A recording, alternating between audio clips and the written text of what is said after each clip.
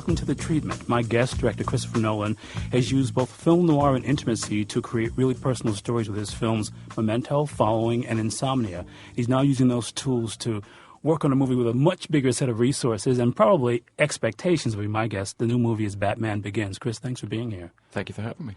But it really is a noir story, Batman. I mean, obviously all of his antecedents were film noir anyway. I think the roots of the character, when you look back at the history, the almost it's a 66-year history that this character has in comics.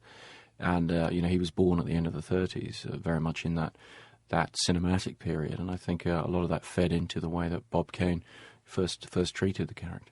Right down to the Joker being inspired by Conrad Veidt in the Man Who Laughed. Yeah, exactly. And I think there are a lot of... I think Bob Kane liked his movies, absolutely. Well, if you could, tell us a little bit what the movie's about. The movie is about the origin story of how Bruce Wayne and why Bruce Wayne becomes Batman. And that's a story that it's never been dealt with on screen.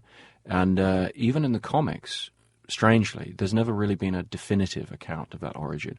You have treatments of it in flashback and montage and so forth. So there are these great, what David Goyer and I would refer to as the mileposts, the sort of known bits of history.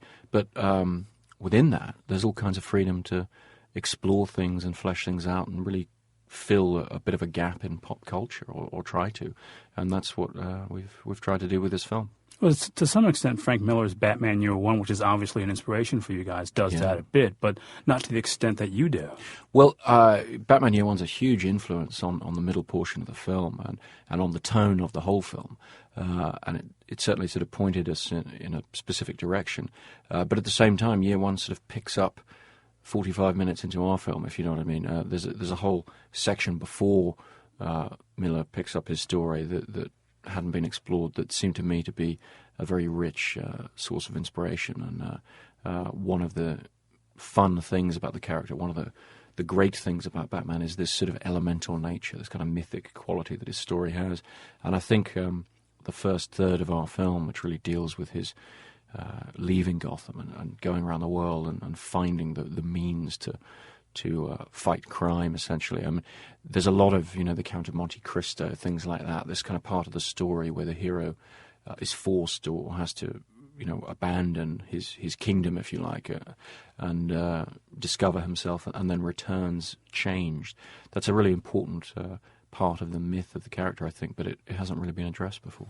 But one of the things that you were able to use, I think, in the way that you sort of depict characters, especially protagonists, is a self-destructive loner who really has to find a way to integrate himself into a bigger world and often doesn't find the way to do that in your previous movies. Yeah, no, absolutely. I mean, I like to joke, I'd been writing a script about Howard Hughes for about a year before I came onto this project, and when Scorsese's movie got going, I decided to find another strange billionaire driven by dark impulses. I'm thinking of the obvious noir influences on Memento and Following, where these really are characters who, against their better instincts, are driven towards these things that not only destroy their own lives, but the lives of everybody around them. And in a way, that's definitely what Bruce Wayne is about, too.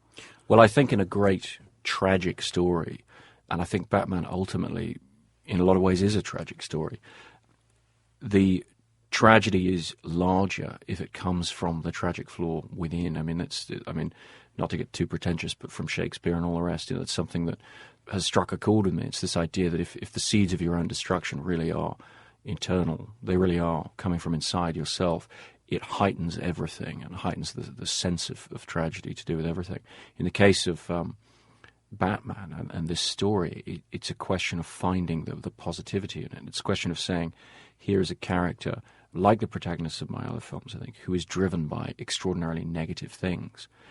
But what makes him a heroic figure, and it's something we had to constantly bear in mind, is the fact that he's able to channel these negative impulses into something positive, into something altruistic, something relating to helping other people, rather than just the notion of personal vengeance.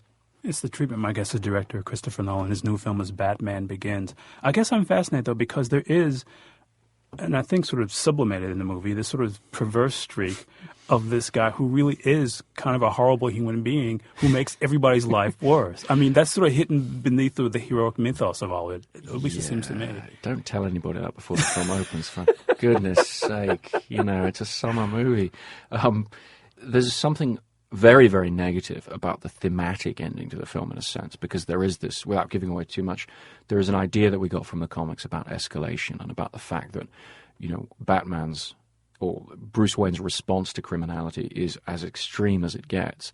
That's going to prompt an equally extreme response ultimately. And so there is a sense of things being visited upon Gotham because of Bruce Wayne's actions. And that's something that I think is very important to the story.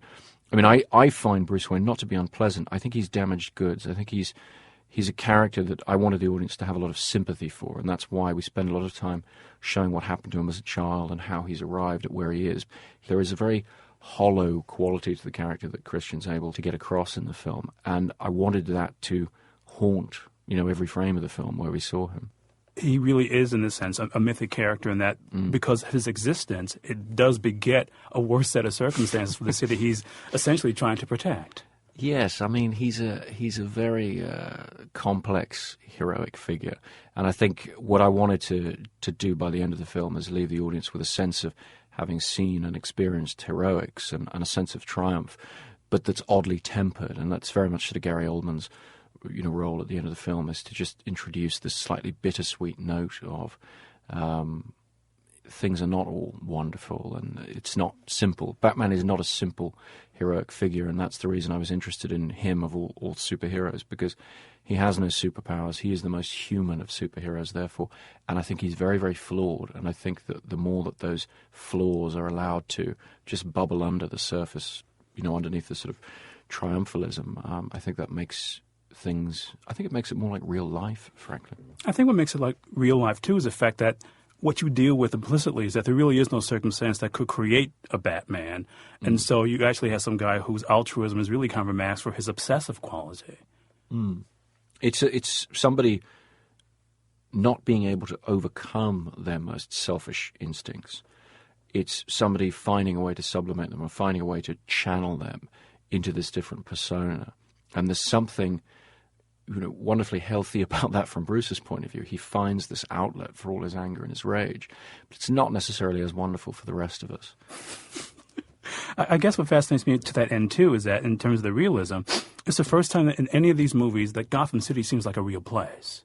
Well, that was very important to me because I thought, Tim Burton's vision of Batman, I thought was extraordinarily stylized, quite brilliant, actually, and very visionary, but extremely idiosyncratic and stylized. And what it denied me that I'd seen in the comics was the notion of Batman standing out against his environment, a relatively ordinary environment, so that the citizens of Gotham are as amazed by this iconic figure as the audience is.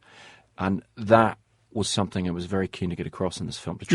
By doing that, you give us a sense of the impact, then, that Batman actually has on the city. Exactly, and a sense viscerally of the impact of everything he does.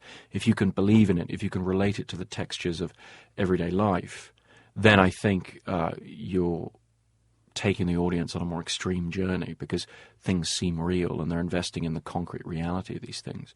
I mean, certainly Gotham is an exaggeration of a modern American city, but it's exaggerated not in the textures of it, but in the larger elements of it. We looked at different geographical features like the elevated freeways of Tokyo, lots of elements of New York, Chicago, bits of London, Hong Kong, the walled city of Kowloon, which was this terrible slum that was demolished in Hong Kong some years ago, when we've used that as the basis for our sort of worst slum area.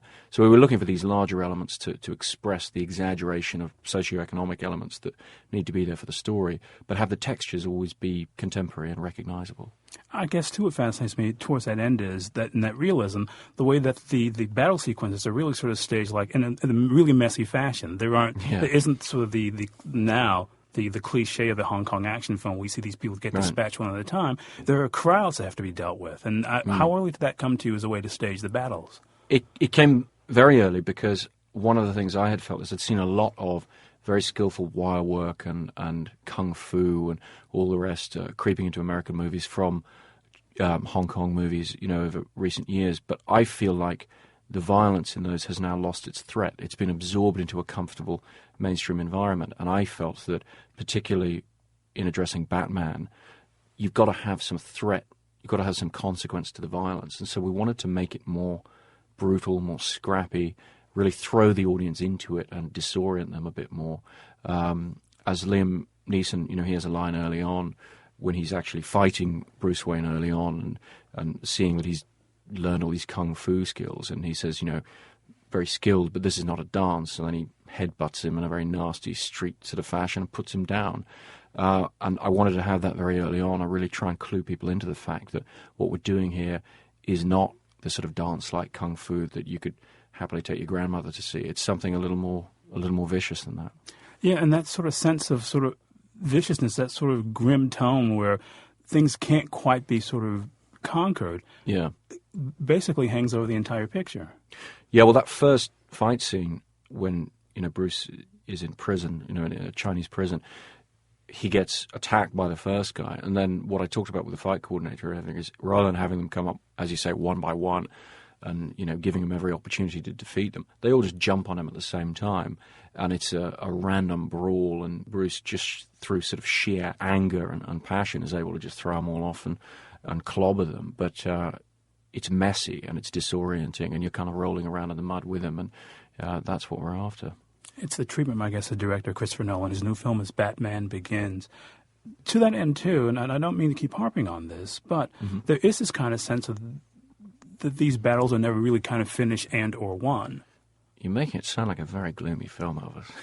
Is that me? I'm sorry. I shouldn't have seen it beforehand. No, I think you're absolutely right. And there isn't a pile of dead guys at the end who've been defeated and run out of town or whatever. It's more ambiguous than that. I mean, to me, the absurdity and admirable absurdity of one man attempting to transform an entire society is fascinating to watch. But if you're telling it in realistic terms, you've got to be realistic about what's he going to achieve. For me, we spend a lot of time showing the symbolism, or the idea of the symbolism, almost political symbolism of the bat, and what the reasons are that Bruce Wayne adopts a symbolic persona rather than just fighting crime one-on-one. Because I thought the idea that in physical terms that he would think that he could literally take on all of Gotham's criminals was unrealistic and absurd. What it needed to be is that he felt by creating a symbol of the good standing against corruption, standing against the negative elements in Gotham that have brought it down, he would inspire a shift in society, that he would be the sort of the tipping point, the straw that broke the camel's back and changed things for the better, really.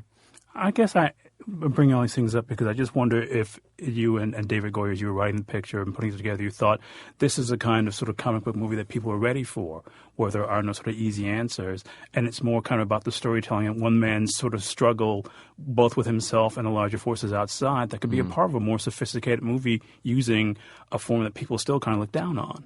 I think that's very much the case. I believe that people are ready for a more ambiguous type of triumphalism, a more ambiguous type of heroics. And I think that Batman has always offered that.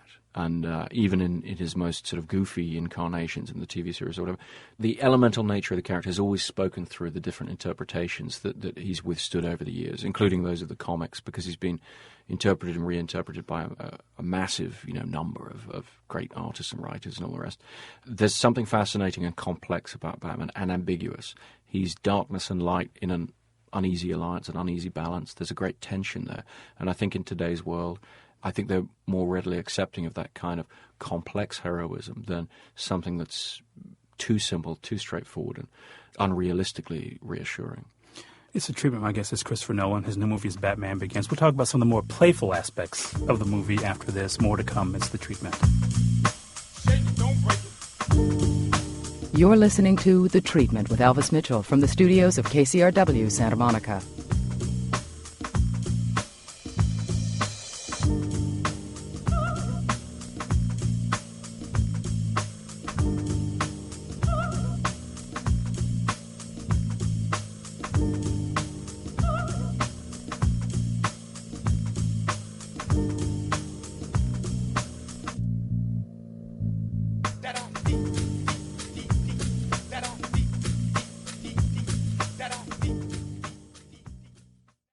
Welcome back. It's The Treatment. I'm Elvis Mitchell. My guest is director Christopher Nolan. His new film is Batman Begins. One of the things I really love about the movie, that it is fun, is that it clearly takes a lead from a James Bond movie. That's one of my favorites, and apparently your favorite movie of all time. And it's also a movie that inspired a Batman series in the 70s.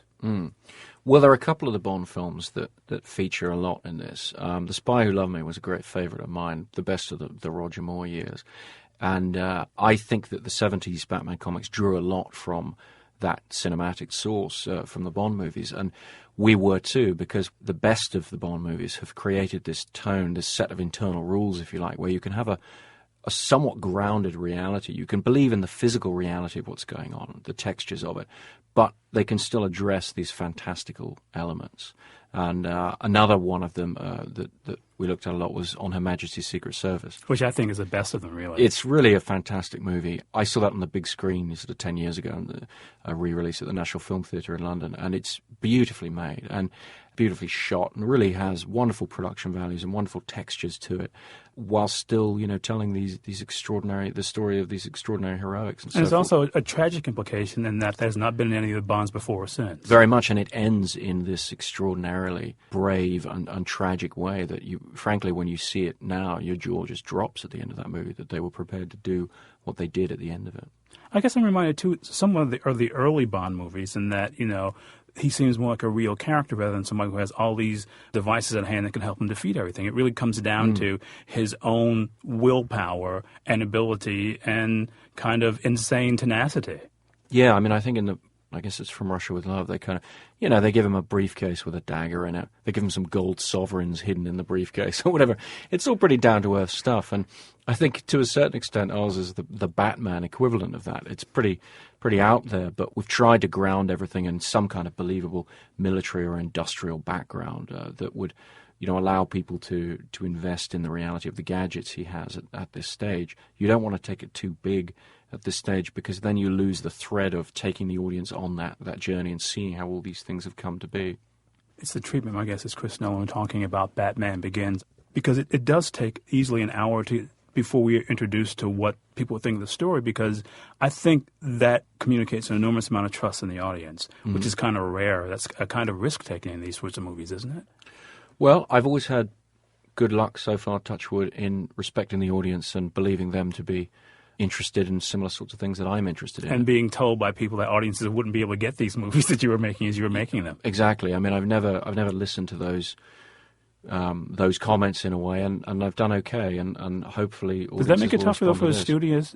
Does that make it easier then for you to say, well, I was told this before with this movie, and everybody turned with Memento, and everybody turned out to be wrong because you had that example to draw on? Well, I think when you're making a film as big as this one, I tried not to pull out the art film, Memento card too much, because that's not necessarily the kind of comparison they're looking for. But it's a film that succeeded against an enormous amount of naysaying by people who made presumptions about the audience's intelligence and appetite. Absolutely. And there is definitely an argument to be made on a larger scale, on different terms for the same thing. But I didn't really have to make that argument much on this film, because the truth is, because the franchise had been left in what the studio considered to be, a bad state, the studio was demanding a very, very fresh approach. Whereas I think ordinarily it can be hard to get a studio to acknowledge that innovation is actually what ultimately succeeds most with audiences, even though obviously there'll be plenty of failures that innovate as well. But there is a demand from audiences for innovation and freshness. In this case, because of where the franchise was and because we were reintroducing a character and that had to seem worthwhile, that was sort of a built-in argument. I didn't really have to make that case. The studio was on board with that right from the beginning. But I think, the point you make about audiences is a very valid one, because when I looked at the blockbusters from my youth that I was looking back to, things from the late 70s, like that first Star Wars film, or Raiders of the Lost Ark, this kind of thing, or the 78 Superman that Richard Donner made that I loved, they told real stories and they took their time doing it, not in the sense that they were ever slow or boring, because they weren't, and ours is a furiously paced film, but there wasn't the same confusion that's arisen, I think, in a lot of large Hollywood films in the last 10, 20 years, the confusion between plot and premise. The idea that, when you come up with a premise for a film, that shouldn't be part of the plot, that should be dispensed with within about 5 minutes, and then you chuck in another plot and you get on with that story. So there's a separation of plot and premise in a lot of Hollywood blockbusters that I don't agree with, because I think the premise should be the plot. It should be the underpinnings of it. Otherwise, you're making the sequel. And I've seen a lot of, blockbusters in the last 20 years where I felt like I was watching the sequel when I was watching the first film. I think that particularly with this film, when we're trying to do something completely new, it can't play as the sequel or a sequel. You can't take the audience's knowledge or interest in a character for granted.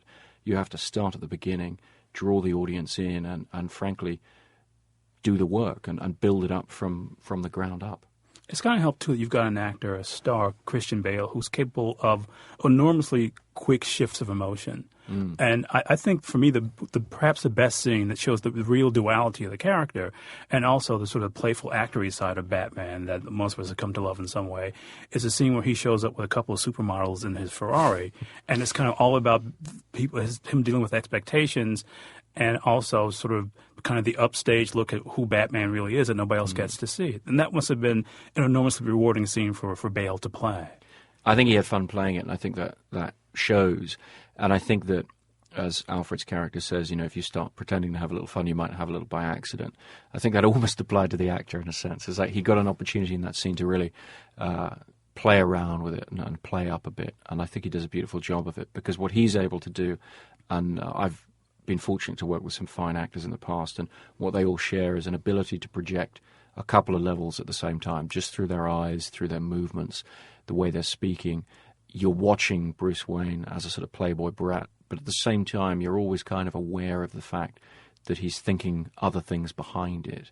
And then there are nice moments where he almost enjoys a little bit too much. There's a scene that I very much like, what Christian did in it, where he has to get rid of the guests at a party, and he does so by pretending to be drunk and venting this spleen, against the hangers-on and the people sort of sucking up to Bruce Wayne's wealth. And what I love about the way he plays that is you can tell there's a little bit of truth to it. It's an act, but at the same time, he is actually venting a little bit of bitterness there, Bruce Wayne's actual sort of bitterness against these people. And that's what makes it interesting to me, is these different things going on at the same time. And that's funny, because I feel that happens with a number of characters. With Alfred, is played by Michael Caine. With Lucius Fox, is sort of played by Morgan Freeman. There seems to be two things going on with the characters almost at all times. Well, yeah, when you're taking on a story of duality, it seemed to me that you're going to have similar things going on with a lot of the characters around him. Well, certainly you want layers to those characters, because what makes Bruce Wayne interesting is that he is a complex person. And if everybody around him isn't similarly complex, then he's not going to sort of fit in with the tone of the film. The film had to have a naturalistic tone, and to me, human beings are very complex. And I think you feel the complexity of human beings in the simplest conversations, and that's what great actors like Michael Caine and Morgan Freeman, Liam Neeson, Gary Oldman, these guys are all capable of doing this. It's the treatment we're talking to Chris Nolan about Batman Begins, his new movie. Even given the scale of this, it's still an incredibly intimate story, which is something has, for the most part, been lacking from the other movies. Even though there are a lot more people in it than there have been in the other movies, it feels more like an ensemble than the other movies have. It really is a story kind of on a very sort of intense, minute emotional scale, isn't it? That's what I've tried to do, certainly. It is for me. And what that comes from, for me, is trying to tell the story as much as possible, as far as possible, from Bruce Wayne's point of view. That, to me, seemed like Do you think that had been interesting... missing from other movies? Well, I don't think anyone had ever really tried to do that before. My fascination with storytelling in films is all about that subjectivity. It's all about whose point of view am I seeing the story from. Which also allows you an interesting way to cheat, because if it's from his point of view, there's information that he doesn't get, which you can also keep from the audience, too. Exactly. I mean, those kind of games, particularly in film noir, and a lot of this film, comes from those influences. As you pointed out, that's very much the game. It's creating a maze and then putting the audience into the maze with the rat, if you like, rather than hanging above it and seeing him make the wrong turns. You kind of make those mistakes with the character. But you're dealing with the genre. We're talking about comic book movies that are kind of about an omniscience, an audience being able to have all the information, because essentially the lead character always does. What you were doing with this, to a great extent, is negating all those, or a lot of those conventions, or just sort of pushing them aside. Was that really conscious for you? Is that just happen to be a byproduct of the way you tell stories? It's a product of me approaching this film the way I have any other film. And not worrying about whether that's appropriate or not. I think in the comics, as far as Batman goes, there have been some great stories where they do adopt a more subjective approach, particularly in the stories with Ra's al Ghul, actually, where he's always orchestrating things around Batman, and you're discovering this with Batman, who is this detective figure, and that was something we certainly looked at. But also, I think a lot of the idea of the omniscience and all the rest, it's more to do with the cinematic genre than the comics. It's more to do with, in these action movies, having to always tell multiple parallel stories and lay everything out for the audience and all the rest. I think, for me, there's something a little disappointing in that, because you're not getting to discover things with the character. There are moments in this film where we step outside Batman's point of view, and we have to get the story told.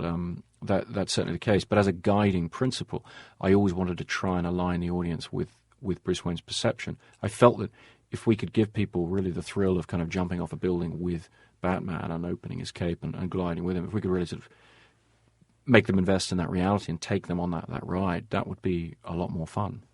You must have liked this material too, going to Ra's al Ghul, as played by Ken Watanabe here, because that really is the only Batman villain who's actually like a Bond villain. Yeah, he's very much drawn from the Bond villains. There's a lot of Hugo Drax in him and that kind of thing. And that, to me, felt a very useful approach, because we were looking to ground everything in reality. A lot of the more exotic Batman villains, or more obviously what they refer to as the transformative villains, who drew a lot from the Dick Tracy comic strips at the time, that's a very hard thing to place into the terms of storytelling that we've set up in this film. Whereas Ra's al Ghul, who is a great Batman villain from the 70s comics, he actually fits pretty nicely into that Bond villain mold. And the best of the Bond villains were very colourful and very interesting in their own right, but they never overshadowed Bond. And that was the key to what we were trying to do here. We never wanted to create an interesting villain at the expense of Batman. Especially in the comics, he constantly refers to Batman as detective, which is both kind of an assessment of Batman is, but also a diminution of Batman as compared to the power of Ra's al Ghul. Yeah, very much. We tried, I think, through this idea of subjectivity and through the idea of having a very noirish, complex thriller plot in the middle of the film, with various reveals of the sort of hierarchy of villainy, if you like, and Batman discovering these things as he goes. We tried to get across the detective aspect of Batman that I hadn't really seen done before, other than in a hardware sense, other than him being at the computer in the Batcave or whatever and figuring something out. But I'd never really seen him kind of case the joint, if you will, and go in and discover something and interrogate somebody and this kind of thing. We wanted to get those beats in because I felt that was an interesting aspect to his character that had been lost from the comic books. Well, I think it really is an extraordinary movie, and I'm glad you were able to stop by to talk about it. Well, thank you very much. My guest is Christopher Nolan. His new movie, which is a lot of fun in addition to being, well, about some darker elements, is Batman Begins. Our technical director at KCRW in Santa Monica is Mario Diaz, with technical assistance from Lachik Wojcik at Carnegie Recording Studios in New York. Bob Carlson is the editor. Mary Holdridge is the producer. I'm not the Dark Knight Detective. I'm Elvis Mitchell. It's The Treatment.